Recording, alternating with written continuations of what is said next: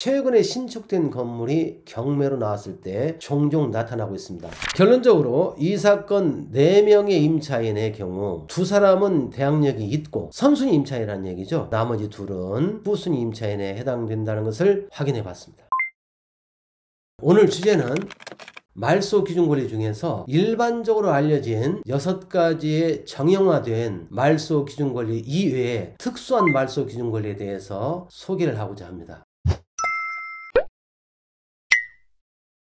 보통 이제 경매를 하신 분들은 크게 2가지의 두려움이 있다고 봐야 되겠죠. 그 하나는 가치 분석을 잘못해서 좋지 않은 물건을 비싼 가격에 사는 것은 아닌지, 두 번째로는 권리 분석을 잘못해서 낙찰받은 후에 낙찰대금 위에 추가로 돈을 물어줄 것은 없는지, 또는 낙찰받은 부동산을 사용하는데 지장이나 제한을 받는 경우는 없는 것인지, 그리고 심지어는 낙찰받은 부동산의 소유권을 뺏길 염려는 없는지, 이러한 두려움이라고 볼 수가 있습니다.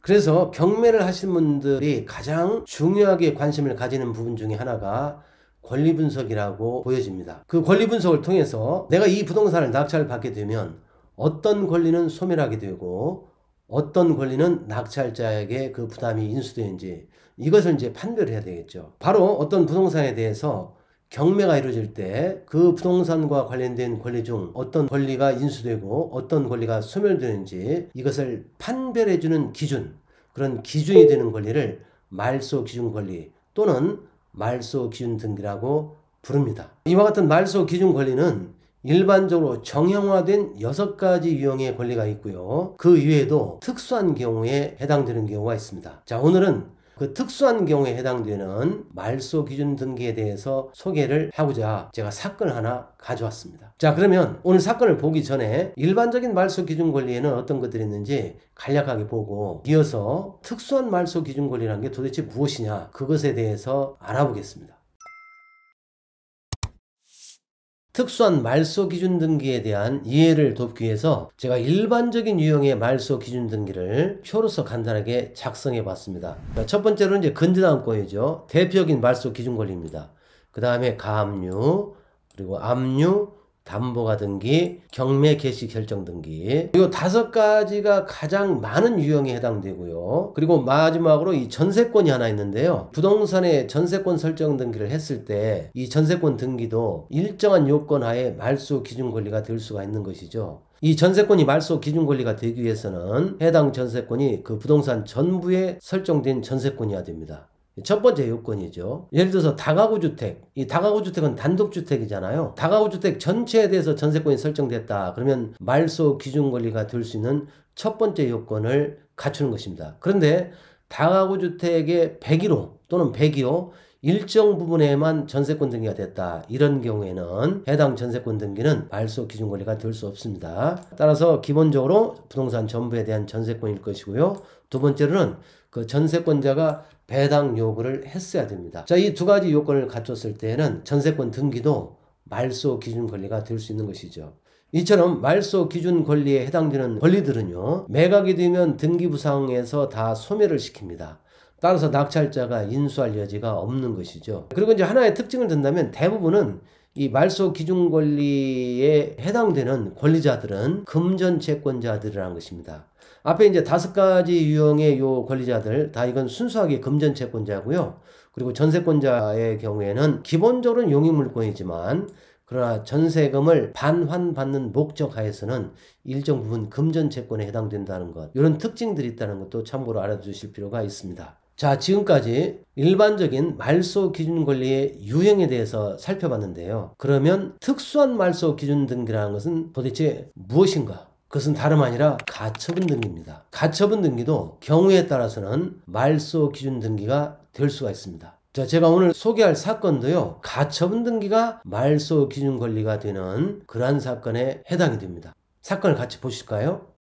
자, 이 사건은 이미 오래전에 낙찰된 사건이긴 한데요. 오늘의 주제를 이해하는 데는 아주 좋은 사례에 해당합니다. 자, 같이 보시죠. 본 사건은 제주시에 소재하고 있는 아파트 경매 사건인데요. 그 당시에 이 아파트 한 동 전체가 경매로 나와서 낙찰이 된 사건입니다. 간단하게 한번 개요만 볼까요? 제주시 외도 1동에 소재하고 있고 물건의 종류가 근린상가라고 되어 있지만 1층의 일부만 근린상가고요. 2층부터 나머지 위에 층까지는 전부 다 아파트로 구성된 물건이었습니다. 자, 입찰은 당시에 감정가 대비 50%의 낙찰이 됐습니다. 50%의 낙찰된 것은 그 당시에 그 유치권이 신고가 돼 있었고, 그리고 준공이 안 된 미준공 상태여서 상대적으로 좀 낙찰가가 낮았던 것입니다. 자, 이 사건에 바로 특수한 말소 기준 권리에 해당되는 가처분 등기가 있습니다. 그러면 그 내용을 한번 확인해 보기 위해서 등기부를 한번 같이 보실까요?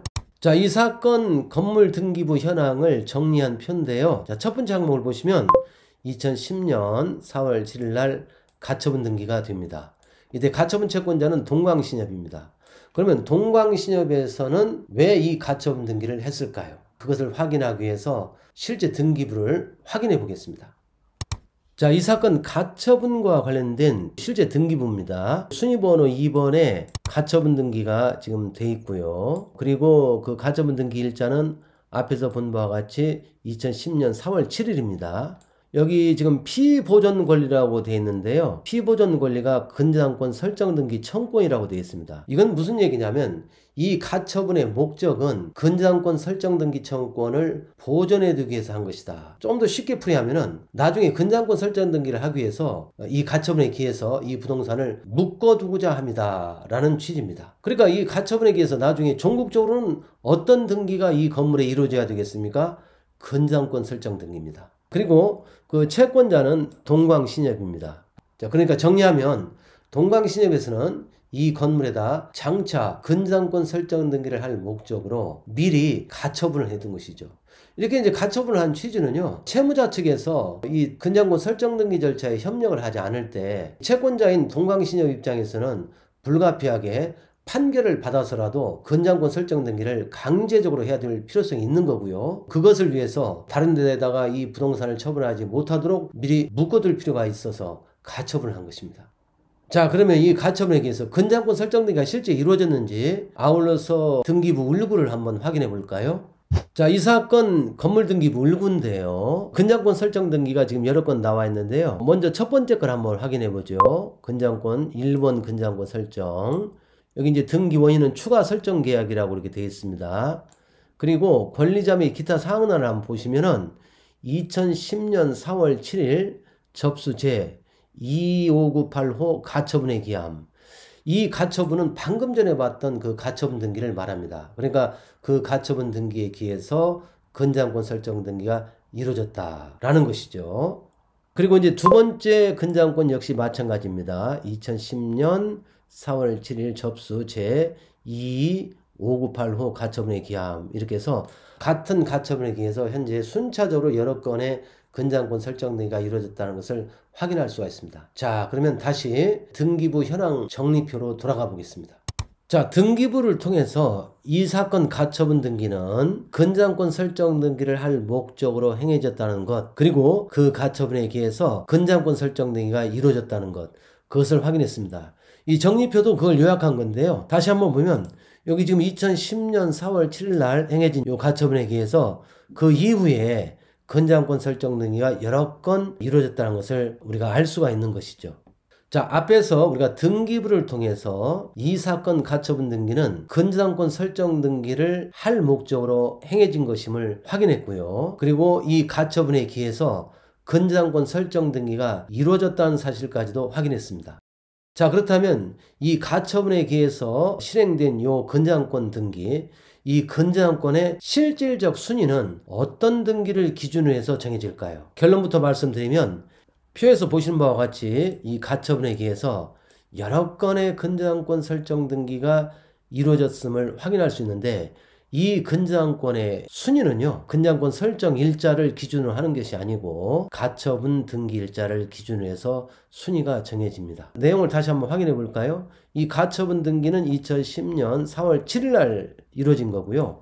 근저당권 설정 등기는 2011년 4월 8일 날 이루어진 것입니다. 자, 이처럼 거의 1년 정도의 간격을 두고 근저당권 설정 등기가 이루어졌지만, 이 근저당권 등기는 실제 등기한 날을 기준으로 해서 순위가 정해지는 게 아니고 가처분 등기한 날로 순위가 소급합니다.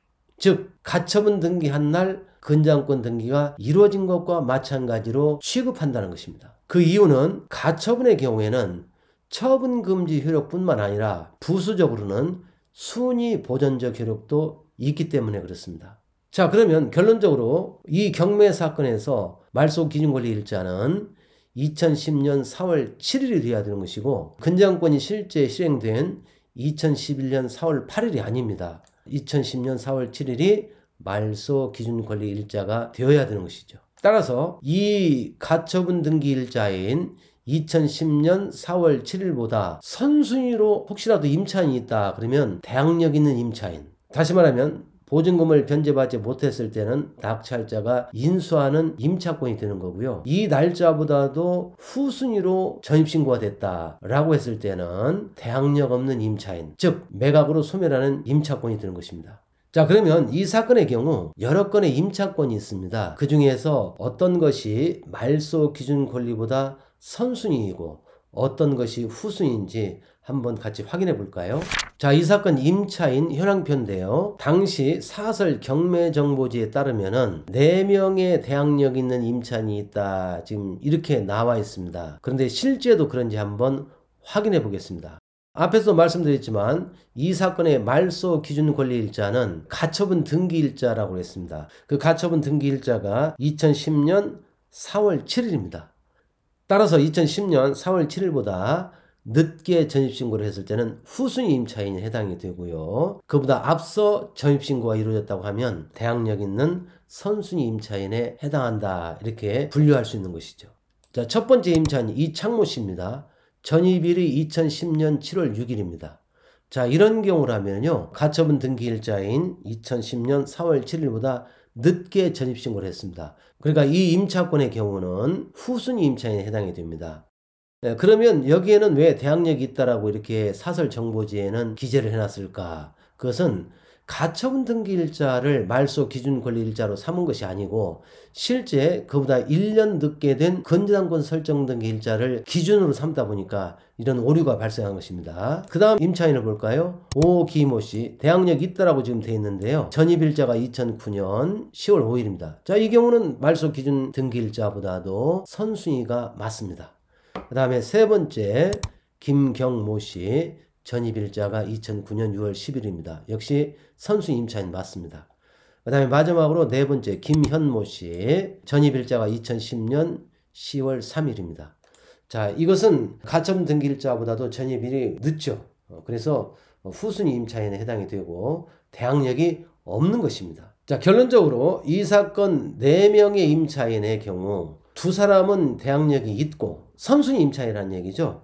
그리고 나머지 2은 후순위 임차인에 해당된다는 것을 확인해 봤습니다. 참고로 말씀드리면요. 이와 같이 근저당권 설정 등기 청구권을 피보존 권리로 하는 이 가처분 등기가 말소 기준 권리로 작용하는 사례들은요. 최근에 신축된 건물이 경매로 나왔을 때 종종 나타나고 있습니다. 오늘은 말소 기준 권리 내지는 말소 기준 등기 중에서 일반적인 유형에 해당되는 6가지의 말소 기준 권리 이외에 특수한 말소 기준 권리 또는 말소 기준 등기라고 할 수 있는 가처분 등기에 대해서 알아봤습니다.